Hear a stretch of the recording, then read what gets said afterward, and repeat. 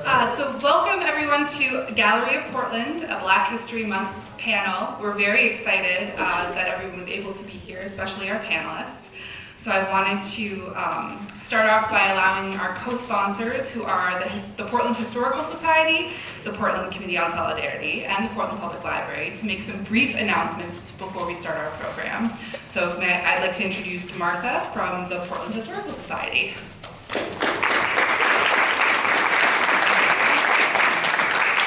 Good afternoon, and my name is Martha Lutecki. I'm a trustee with the Portland Historical Society. This year we're celebrating our 50th anniversary, and we always welcome new members and volunteers to help us with all our endeavors. This May 11th is our 28th annual townwide tag sale. That's our biggest fundraiser to help us with our museum and everything we'd like to do around town for the year. We are so pleased to collaborate with the library and the Solidarity Committee on this Black History Month event. We've been doing research on the redevelopment agency, the former neighborhoods under the bridge, and we look forward to learning from our panel today firsthand what it was like to live in this area of Portland back in the days of the 1960s and 70s. Thank you.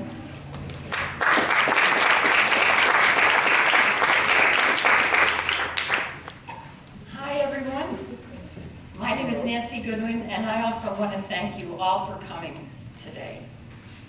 The Portland Committee on Solidarity is charged with working to address racism, bias, bigotry, and prejudice in our town. We welcome all residents to voice their concerns and to come together to create positive changes in our town. We stand committed to peace, justice, and freedom for our citizens here in Portland and in solidarity with all Americans. The Committee on Solidarity meets on the second Tuesday of every month, and we do have openings on our committee. The meetings are all open to the public, and our meeting minutes and agendas can be found on the website portlandct.org. So if you are interested at all in joining our committee, or you have any questions at all, I encourage you to speak to someone on the committee. Will the people from our Committee on Solidarity please stand?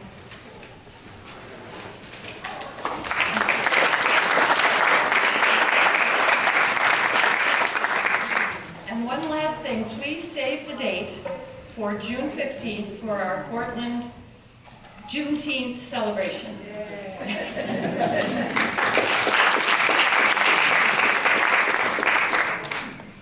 Hello again. Hi, it is I, your brand new library director, Jennifer Billingsley, and I just wanted to take a quick moment to express my gratitude to our wonderful panelists, first of all, who are so generously sharing their time and their stories with us. I've really loved learning about the history of Portland's historic Black community and their current residents and everything about Portland as I take into this new job, so I'm really appreciative of you sharing your stories.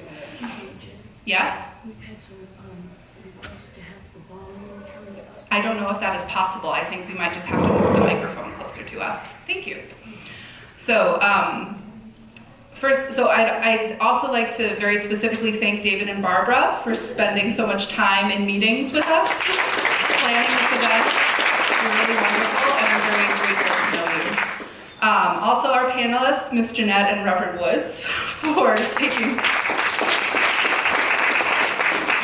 several phone calls about these biographies from me all in a row, so thank you for your patience with me. The program in front of you is mine, so please charge any errors or omissions to my head and not my heart today. Also, thank you to Liz from the Solidarity Committee and Susan Bransfield from the Historical Society for dreaming this up collaboratively with David and Barbara and myself. This was definitely the case of classic Portland, which is many hands making light work, and you're all really amazing. So, also thank you to Bob for acting as our facilitator. And finally, thank you to the Portland Public Schools for very generously allowing us to use the Brownstone auditorium today. There was a whole team of Portland Board of Ed employees that made this possible, not the least of which is Karen, who was helping us at the last minute with tech today. Also Nate, who helped us set it up, Susan Webb at the front desk, and Kurt from the IT department for helping us get on so we could make Susan's amazing PowerPoint presentation slideshow possible. And also they are very generously hosting the Committee on Solidarity's Juneteenth celebration at the middle school this year. So we're very grateful to our town partners that make this possible. And another town partner that makes so much of this possible is I'm very pleased to bring up to the podium our first Selectman, Ryan Curley, to do some welcoming remarks for us.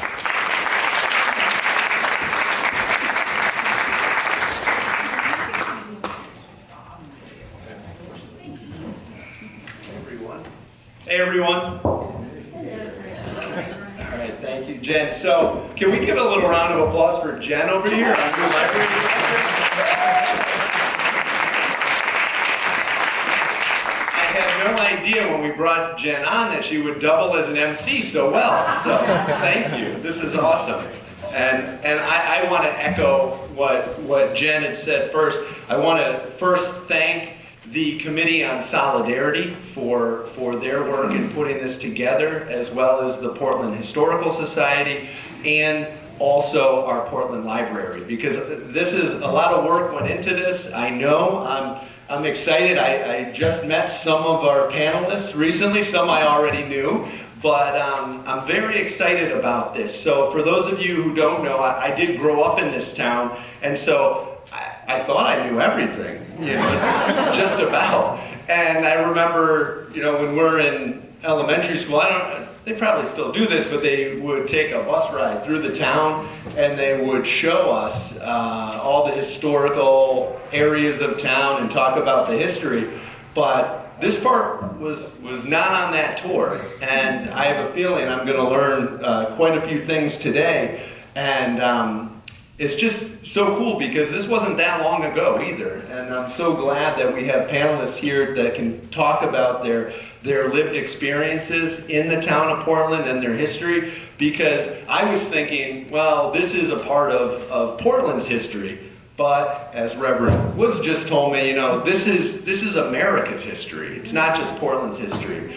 And it's so important that we remember that history, and so I'm really looking forward to that today. So I want to thank all of you guys for coming and sharing your time and your stories.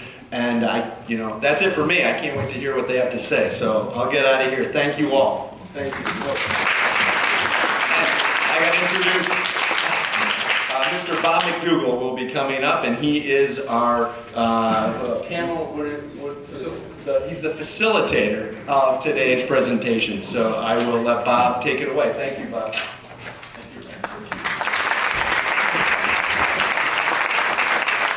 Thank you all, and welcome to our panel discussion. We've been looking forward to this for a long time. The first order of business, I've been asked to remind everybody that there were going to be cards passed out for you to write questions that'll then get passed forward. So I assume somebody has the cards to pass out? They're already passed out. Okay, so is someone collecting those, or how those? Liz and I can help collect. Okay, that's in progress.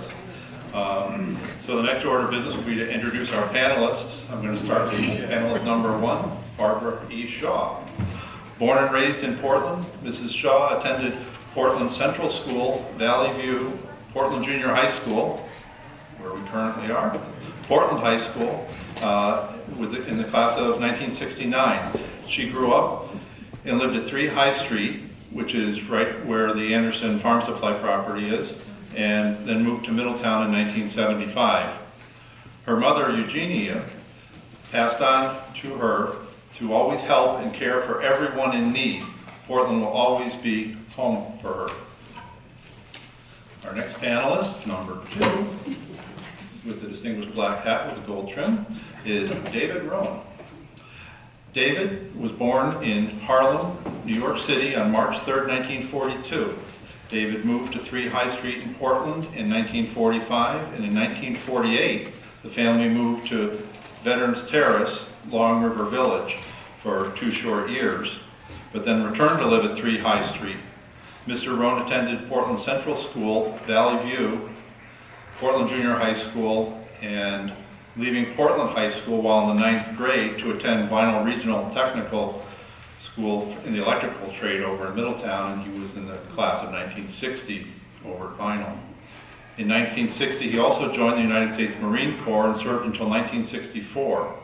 It was during his first month in the Corps that he learned that his birth name was David Roan. After a brief discussion and explanation of why he was raised with the last name of Shaw, his mother and he agreed that he would keep his birth name, David Roan. After serving the majority of his time in the Corps in Yokosuka, Atsugi, Japan, sorry for fumbling the pronunciation there, he served briefly in Camp Pendleton, San Diego County, California, and in 1966 he returned back home to Portland, where he met and married his wife Barbara Jordan, who also was raised in the Bottom, as it was called by residents who lived there under the bridge. As well said by his baby sister Barbara Shaw, their mother Eugenia passed on to them to always help and care for everyone in need. Our next panelist, number 3, in the bright yellow sweater, we have Reverend Lawrence Woods. He is the senior pastor of the Church of God's Grace in Middletown. He is married to his friend Marie Woods of Bronx, New York for 15 years. And they have together 4 daughters, 1 son, 6 grandsons, and 2 great-grandsons. Lawrence is the son of the late Pastor Lorenzo L. Woods and Lady Janice Wood. Lawrence has 3 brothers and 1 sister. He lived in Portland for the first 12 years of his life before moving to Middletown and graduating from Woodrow Wilson High School in the class of 1969, where he played football as running back and received many awards for his outstanding performances on the playing field. He also ran track for 3 of his high school years, but football was his passion, and he was nominated as one of the top football players in New England and was a perennial selection for the New Haven Register All-State team. Upon graduating, he received a football scholarship to the University of Nebraska, where he played football as a running back.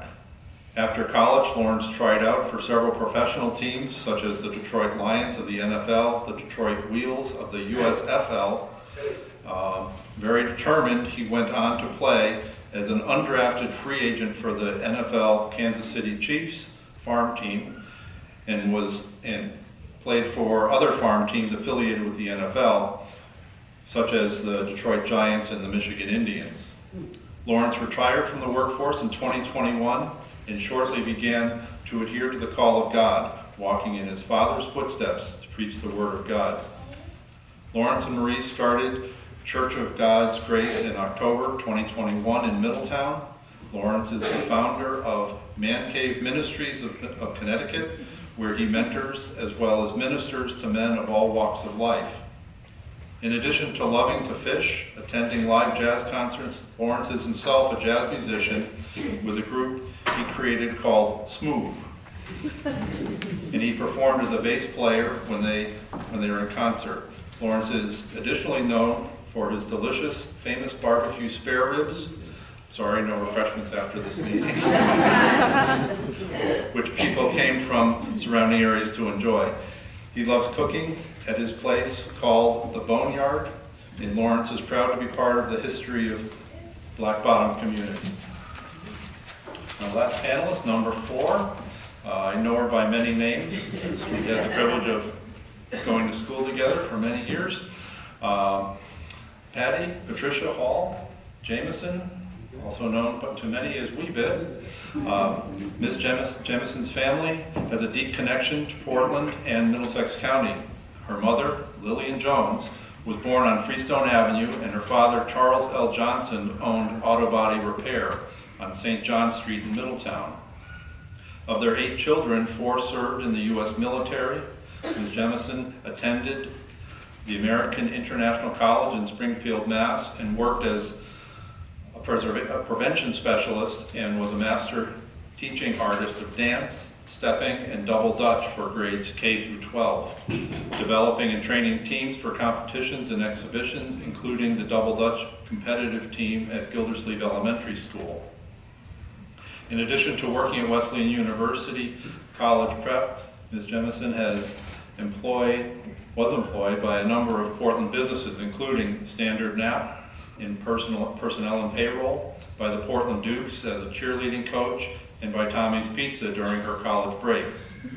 Ms. Jemison has held many roles here in our town, developing Tequila modern dance for the Portland High School as a midget football cheerleader, playing on the Portland Women's Softball League for the Portland Housing Authority team, as shortstop and center field, and serving as community liaison for Chatham Court, where she's still helping to put together the Chatham Court reunions.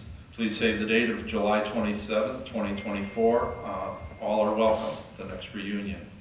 Her dreams for the future of Portland include utilizing her talents and skills with Portland youth programs to be a professional presence for Black and white students, and to see more people of color in the Portland school system.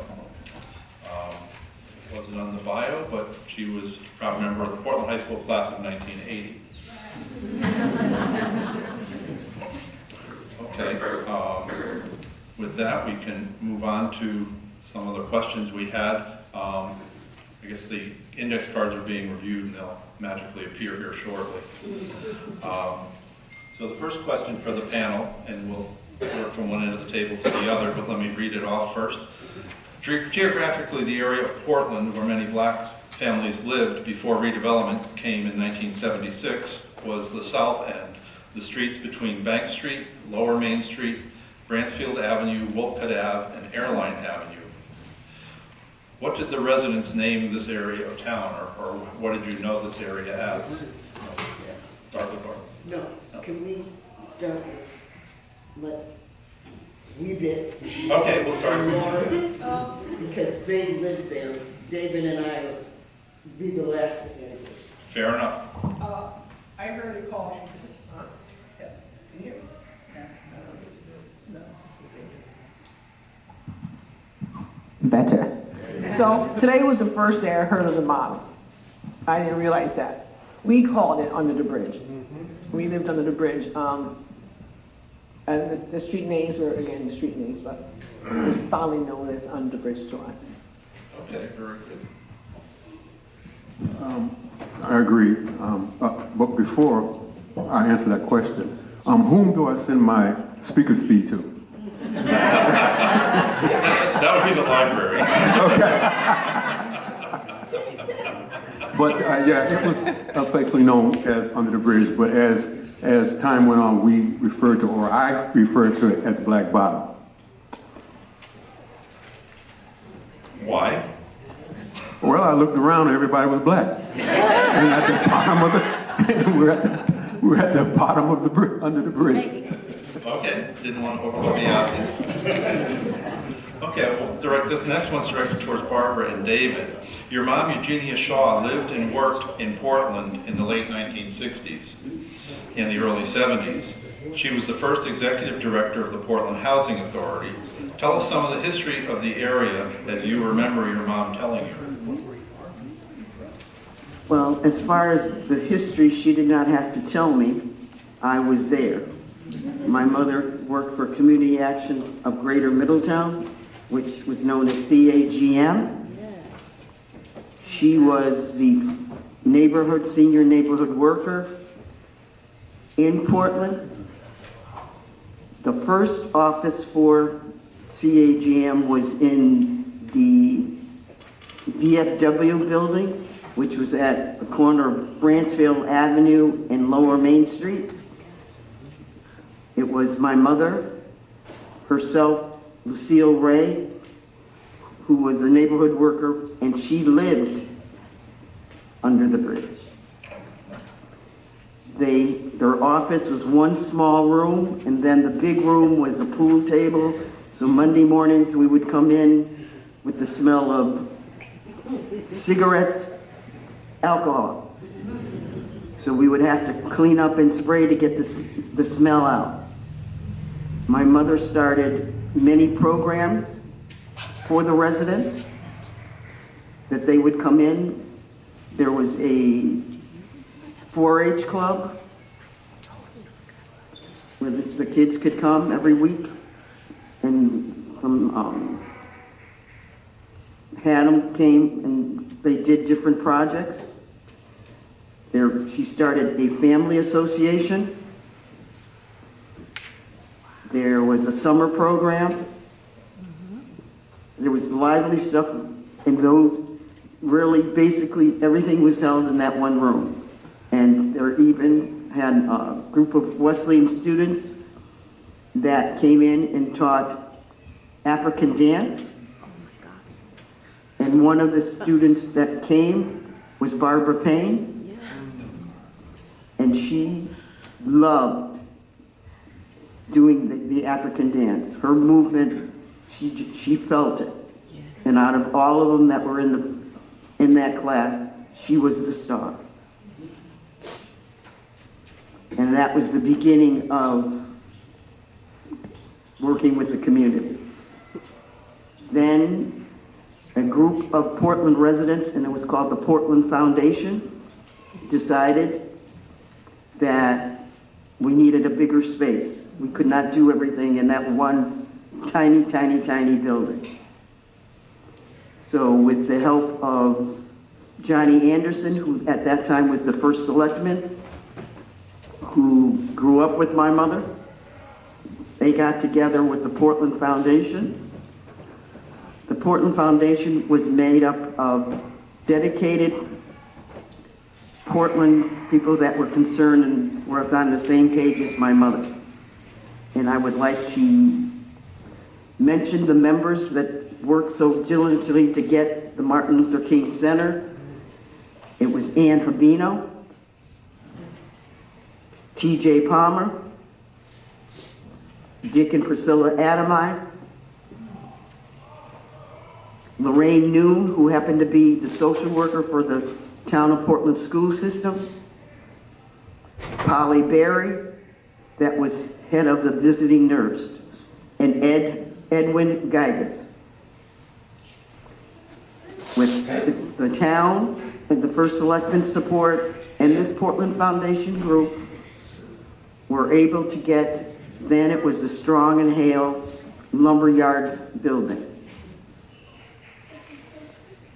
And they had to move it. My brother can explain that because he was involved with that more than I was. And that became the Martin Luther King Center. And at that time, my mother, we became autonomous from CAGM, and my mother was the director. When we moved into that building, we had a ceramic class for the residents, and at that time, Garvin Ceramics, that was a business that was located there under the bridge. They provided all the supplies. The residents did not have to pay for anything. So there were lamps were made, figurines, whatever we wanted, there was never a problem.